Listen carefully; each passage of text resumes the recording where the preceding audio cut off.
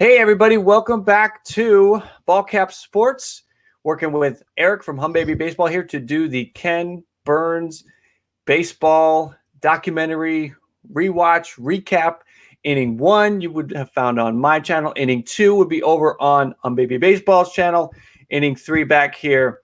And then our next installment, Inning 4, will be on Humm Baseball. So we're going back and forth. You guys are going to want to subscribe to both channels so you're getting all of the content, everything that we're doing. So with all of that, Erik, tell me how are you doing? What's good in your neighborhood? I'm doing great. Just hoping that we get some baseball back soon, and just following everything that's going on, and that's pretty much it. Hopefully by the time that this posts, they will have figured something out. But full transparency, we are recording this on a Thursday afternoon. It might get up on Friday, Saturday, Sunday, Monday. It will be up within the next couple of days. So at this moment, we're in a situation where the players have countered and are hoping for 10 more games than the owners' proposal and a bunch of other stuff, and the owners don't seem too happy about it. So hopefully between now and when this post, something gets figured out. Let's get into inning 3, though. Let's do this thing. We don't have baseball right now, but we do have Ken Burns, and we have his great documentary. And that's one of the reasons why we're doing this, to give you guys some baseball content while there is very little baseball out there to consume. So without further ado, let's dive into the Inning 3 recap. So Inning 3, Faith of 50 million people, covers the time period between 1910 and 1920. At the beginning of each episode, important historical events are accounted for. And between 1910 and 1920, 22 million people died of influenza. That seems important to mention as we're going through a pandemic in the world right now. As the inning begins, we're introduced to the Philadelphia A's, managed by Connie Mack. The A's won the World Series 4 out of the first 5 years of the decade, but spent the second half of the decade in the cellar. The A's were led by Chief Bender, who went 91-31 over that first 5-year period. And the $100,000 infield was Snuffy McGinnis, Eddie Collins, Jack Barry, and Frank Home Run Baker, who led the league in home runs every year from 1911 to 1914 with, get this, 11, 10, 12, and 9 home runs. Certainly earned that nickname, didn't he? Eddie Collins is probably the most accomplished of them all. 25 seasons as a player, 3,300 hits, 4 World Series titles, an MVP. Collins spent the first half of the decade on the A's and the second half with the White Sox, who we're about to dig into in a moment. Before we do, we'd be remiss if we didn't mention that early in the decade, we saw the opening of 2 great fabled ballparks, Fenway Park and Ebbets Field. We also had the birth of the Federal League by rich businessmen who offered big money to players, as well as the right to become free agents. Wrigley Field was built as a result of this new league. Stars like Three Finger Brown, Joe Tinker, and Chief Bender made the jump. Of course, this infuriated Ban Johnson, who denounced the league and promised better salaries. Tris Speaker went from earning $9,000 to $18,000. Of course, until the Federal League folded after just 2 years, and then Speaker's salary was cut back in half. World War I also took place during the decade. Despite owners' attempts to have baseball deemed an essential wartime business, players were still included in the draft. 247 of them would go to war. Christy Mathewson would actually be exposed to poison gas during a drill, and that damaged his lungs so bad his career was over, and 7 years later, so was his life. The last peak Christy Mathewson year came at the age of just 33. There were several important World Series that would take place in the decade. 1912, Giants played the Red Sox. The Giants, cover your ears, Erik, the Giants gave away the World Series in the final inning of the final game when Fred Snodgrass dropped a fly ball, which led to the Red Sox scoring the winning run a few batters later. In 1916, the Red Sox and Dodgers would meet in the championship. Boston would win 4-1, perhaps the first of many heartbreaks that Ebbets Field would witness. Side note, Red Sox played those home games at the home of the Boston Braves because Fenway couldn't hold all the fans. In 1918, the Cubs and Red Sox met, and the Red Sox won 4-2 behind a strong showing by Babe Ruth, who won both of his starts. This last Red Sox title until 2004. And in 1919, which leads us to the Black Sox Scandal, the Chicago White Sox took on the Cincinnati Reds. The owner of the White Sox was Charles Comiskey, who was so frugal he wanted to charge the players to launder their uniforms. That's actually where the Black Sox nickname came from. They refused, So the jerseys got dirty, and eventually Comiskey broke down and cleaned the jerseys. That frugality spread to the paychecks, as even though they were really good, they were also one of the most poorly paid teams.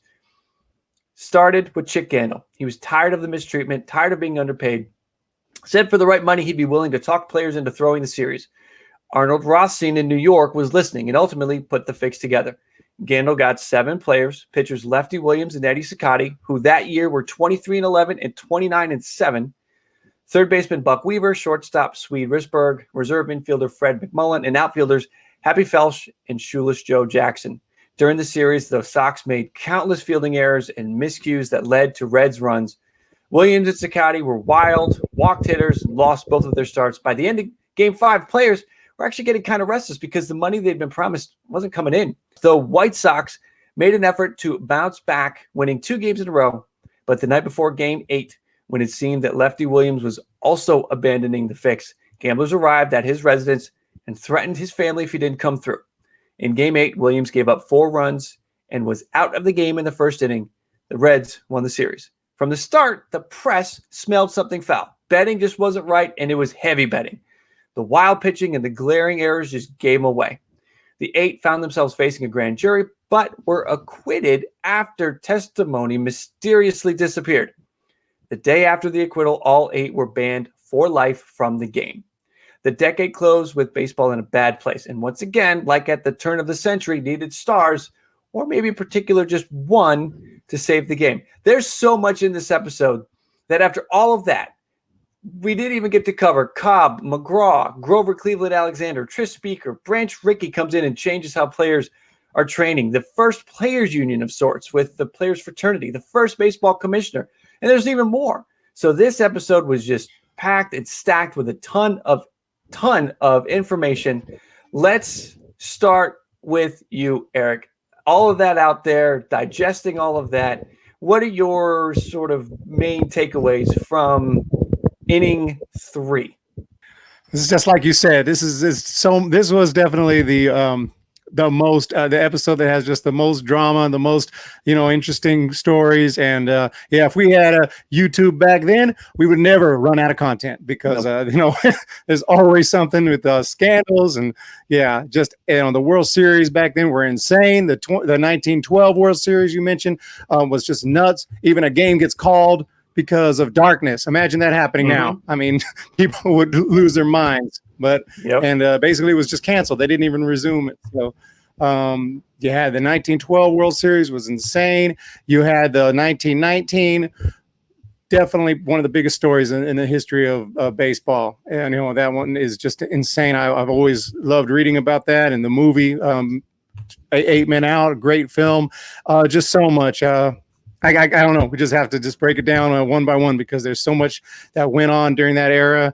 It's insane. And that's pre-Babe Ruth. And we're not even in the Babe Ruth era, and there's so much going on. So it's nuts. There was so much animosity between the players and the owners. It sounds kind of familiar, right? That they were just kind of pushed to the edge. And with gambling being so prevalent back then, this was inevitable. And I think it's even mentioned by Daniel Okran or one of the other historians who were interviewed for this, that this was coming, that this was inevitable because the players were underpaid. I think at one point in the documentary, it talks about how Walter Johnson was paid like $6,000 and Christy Mathewson was paid $10,000, and they're basically the same pitcher. And some would say even Walter Johnson was better, but he didn't play on the same caliber team. Washington was terrible.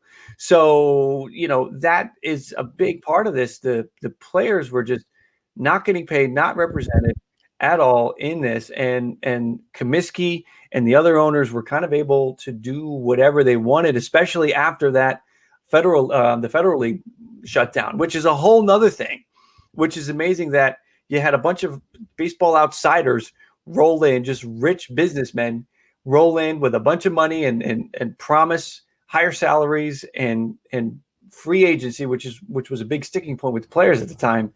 Kind of makes you think that, anything can happen, right? I've kind of mentioned it a couple times on my Twitter account, the whole to guys like Trevor Bauer and everybody who's just bitching about the negotiations. I'm like, why don't you guys just start your own Players League 2.0? You know what I mean? All these hardships that they're everything. Like, why don't you just start another Federal League? Why don't you start another Players League? Because it's just the Players League was crazy. Those World Series were amazing. We saw Babe Ruth with his first, real mention, sort of a tease in this one, mentioning him pitching for the Red Sox in that 1918 World Series. But this episode and last episode saw two pivotal teams win their final World Series, right? We had the Red Sox win their last World Series with inning 3. We had the Cubs win their last World Series with inning 2. They would go on those long droughts.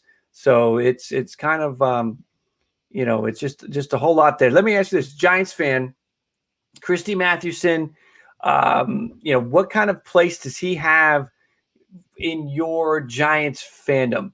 Being that he had the terrible accident in this where he gets the poison gas, he ingests it in a drill, and it ends his career, ends his life 7 years later. Where does Christy Mathewson sort of rank for you in the Giants, in your Giants fandom? Curious about that. He's one of the greats. Like, you learn about Christy Mathewson from the early, when I became a Giants fan 7 years old, I didn't know most of these players from the 20s, but Christy Mathewson was one of them. Obviously Babe Ruth, but Ty Cobb, some of the big guys. And other than that, I don't think I knew who. I don't know. A lot of these guys were the three-finger Brown. I didn't know who that was. I didn't know who even John McGraw, and he's a Giant. Didn't heard of him until a little later. But it was Christy Mathewson. Yeah, you know about him from.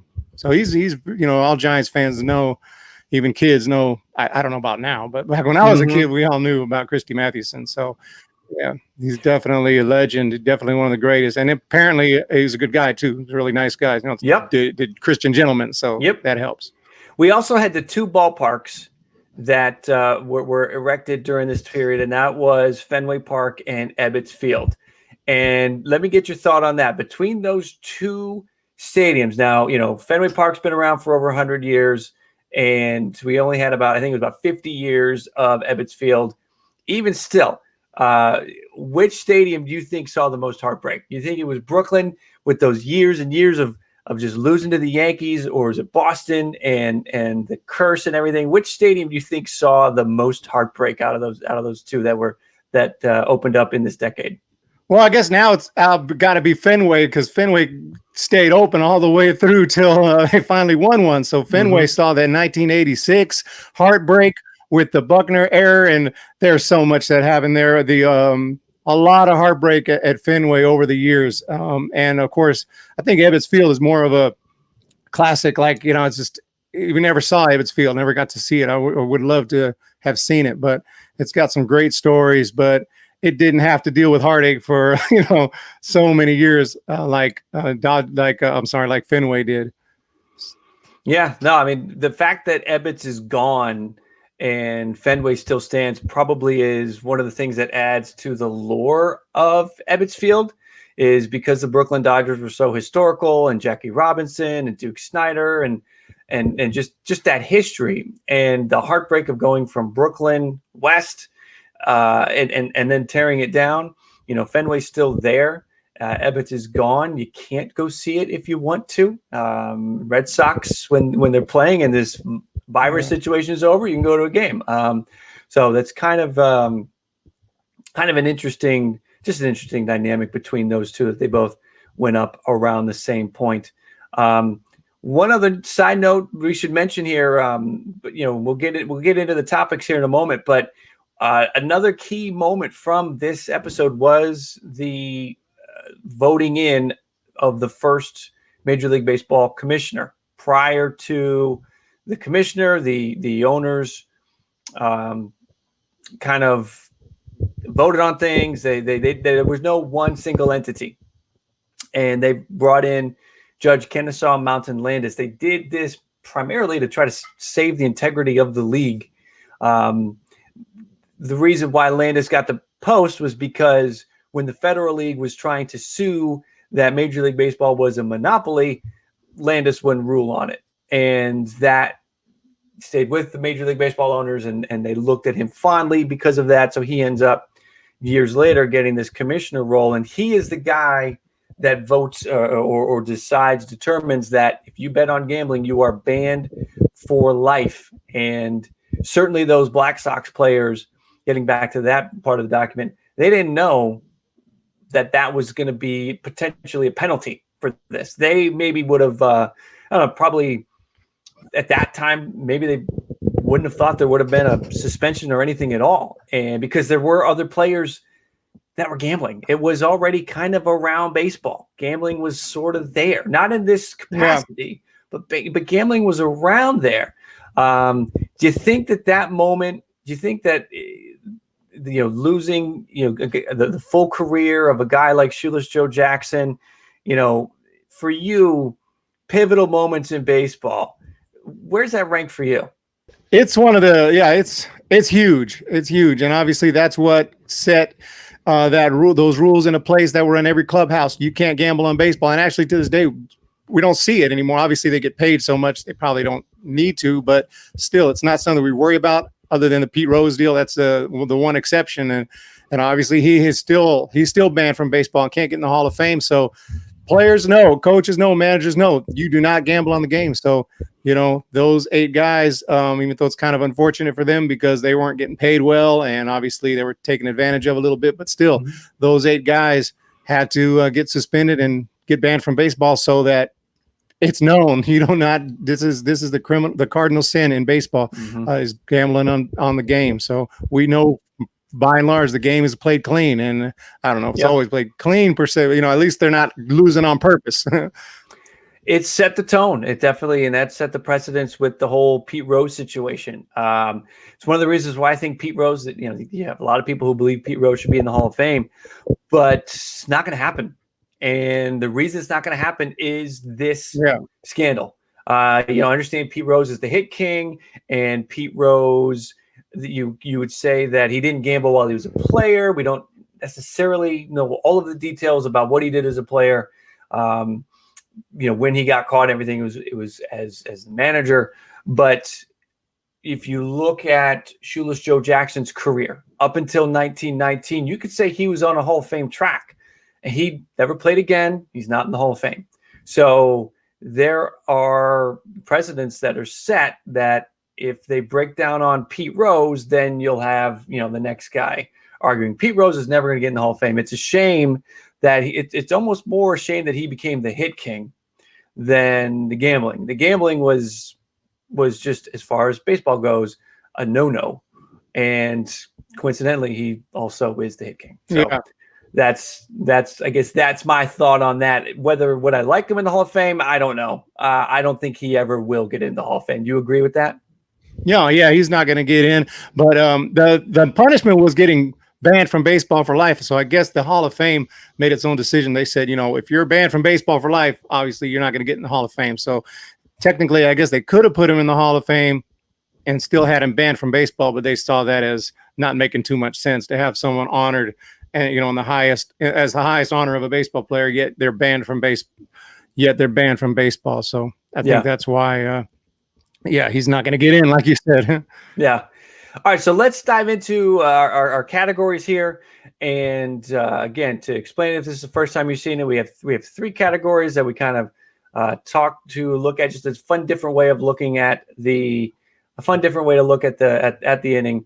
The first one is the time machine moment, and I'll go to you, Erik, first. I'll let you answer. What's the time machine moment? Time machine moment, again, for the first time viewers, is when would you want to hop in your DeLorean and head back to a certain period during this 1910 to 1920. What moment stuck out to you that you would want to jump back to? Some options here could be the Babe Ruth pitching in the 18 World Series, the Black Sox Scandal, the 1912 World Series between the Giants and Red Sox, opening Ebbets Field. There's a lot to choose from because there's a lot in this one. What is what's your time machine moment out of this? Yeah, you said 1912 World Series, and I know the Giants, unfortunately, didn't end up winning it, but that was thrilling. I mean, just reading about it, and there's so many, John McGraw's in there, Christy Mathewson, Larry Doyle, the Red Sox, Tris Speaker, Smokey Joe Wood, all these superstars of the time, Harry Hooper. You can go on, and is so thrilling. And that World Series going back and forth, it was kind of like, you know, the 91 World Series, and that's something I saw in my lifetime, except it involved the Giants. So, you know, I would have been a Giants fan, presumably, you know, if I'm a Giants fan in 1912, that would have been awesome to see. The 1919 World Series would have been interesting, but you know, it's actually a negative thing. So I'd rather go back to something positive and see some real baseball, something, you know, awesome. Yeah, and you mentioned it a little bit. You briefly touched on it, that that World Series between Giants and Red Sox, that I believe it was Game 2 or Game 3, was postponed because of impending darkness, because they didn't have lights, and that is where we ended up in a situation where they had to play an extra game, because they were only going to play that game if it was necessary, and it turned out to be necessary, and it was so crazy. Smokey Joe Wood didn't get a chance to warm up really before the game because of everything, and because of that, he, you know, it was a wild game. The whole situation was fantastic, and the Giants at the time were a team that had been really good. They had success in the previous decade, but really didn't weren't able to see that same success lead to championships. And this one, so it was a big one. That was a big one. Mine would be the Red Sox 1918 Babe Ruth, knowing that it was going to be such a long period, and to watch Babe Ruth pitch, because he was a great pitcher. I would choose probably first Babe Ruth to go back and watch that 1918 World Series with the Red Sox.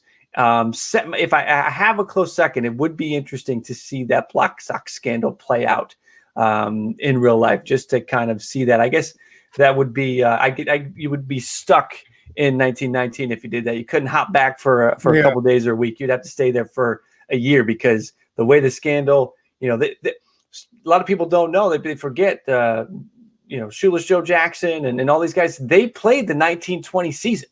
They got to play the next year. It wasn't until after that year concluded that they ended up being banned from baseball. So just an interesting note. What is your do-over? That's our other category here. What would you take from this decade, and what would you change, or what would you prevent from happening? Obviously, you've got the Black Sox there. What would be your do-over from this period? I did want to mention there was another Merkel Boner type deal, but this time it was another guy named Snodgrass for the Giants, and he drops a fly ball, like a routine pop up to end. Basically, he's about to end the World Series, or, you know, I'm not sure it was going to end the World Series, but it was Giants were on the you know, about to win it. It would have been the first out. Puts a guy on base who ends up scoring, and yeah. Okay, would have been the first out. Well, anyway, that guy who got on base ends up scoring, and the Red Sox win the World Series. So those are rough. Always want do-overs when it comes to plays like that, because I hate that guys like that, you know, Merkel, you know, Buckner, even umpires like Jim Joyce. You know, who do we think of when we think Jim Joyce? Oh, he blew that call. Otherwise, had a great career. You know, I hate to see that. So. Yeah, so I'd love to have a do-over there, and he catches that ball. The Giants, I mean, that's rough. You've got the Merkel Boner, and then you've got Snodgrass dropping a routine fly ball to start the last inning of the final game. I mean, that's like Red Sox fans, if you had Bill Buckner, and then 5 years later it happens again. Like, that's crazy. Oh yeah. Brutal. My do-over is actually Christy Mathewson and the accident that he has with the poison gas, because not only does it end his career, it takes his life several years later. So and when he stopped playing, but, you know, from when he stopped playing to when he eventually passed, you know, he kind of became I don't want to say an ambassador for baseball, but he was still working in baseball. Even though he was unable to play. So Christy Mathewson, you know, because he's such a nice guy, because he was one of the best pitchers in baseball, I think my do-over would be to, you know, maybe get him out of that situation from, and it was an accident. He was not at war. It was a training exercise, a training accident where he got poison gas, inhaled poison gas, and that ended up taking his life 7 years later. So that would be my do-over. And the final one, sort of a standout moment, taking a look at not just the players and the stories about the players, but there's actually some really great content here that comes from the historians and the people that are getting interviewed here. In this one, we had some really good ones. You had John Sayles, who's a filmmaker. You had Daniel Okrent. You had Buck O'Neill really come through with some great stuff in this one. I know you're a big fan of Buck. He had a couple of really nice ones where he talked about they titled a whole little section on it. Damn, he's working in the fields, the hot Florida fields. Damn, gotta be something better than this. And he also sets the page for Babe Ruth at the end of the episode for what will be inning 4. So you've got Buck, you've got Daniel Okrent. Mine's John Sayles. I'll get yours in 2 seconds. Mine's John Sayles. He had some great recollection, some great information from early on, talking about the relationship between the players and the fans. A lot of it on that gambling aspect about how fans could interact with players. And he also had a lot on Judge Kennesaw Mountain Landis and that whole Federal League thing. So John Sayles really, and I think this might be the only episode that he really stands out in this one. So I'm going to give it to him because we will see more Buck, and I think Buck only gets better. So, but let me hear from you. Where do you feel on, who really stood out for you on that aspect of the doc? Yeah, you said some good ones. Also, there's Shelby Foote. Remember? I don't know if you saw him. Mm-hmm. He does a lot of work on the Civil War documentary, and he was really good, great storyteller. And also another one was George Will, who is a reporter, but he had something to say. He talked about how he kind of compared it to a democracy. He said, the best team will lose about a third of their games. The worst team is going to win about a third of their games, and then it's just kind of who wins the rest of them. And it's interesting, that's one of the things I loved about baseball is any team could win any game. I don't care if the Marlins are playing the Yankees. Marlins could easily go out and win a game. It's not a big deal. It's not like basketball and football where you pretty much know who's going to win a lot of times. Not like that in baseball. So I thought that those guys were really good. Yeah, George Will was good. And I think George Will is also somebody who kind of stays with the doc throughout. There's some other good stuff from George Will. So that's something to pay attention to as well as you kind of rewatching this with us. So that is going to do it for this one. Inning 3 is in the books, rewatched, recapped. We will be back soon with inning 4.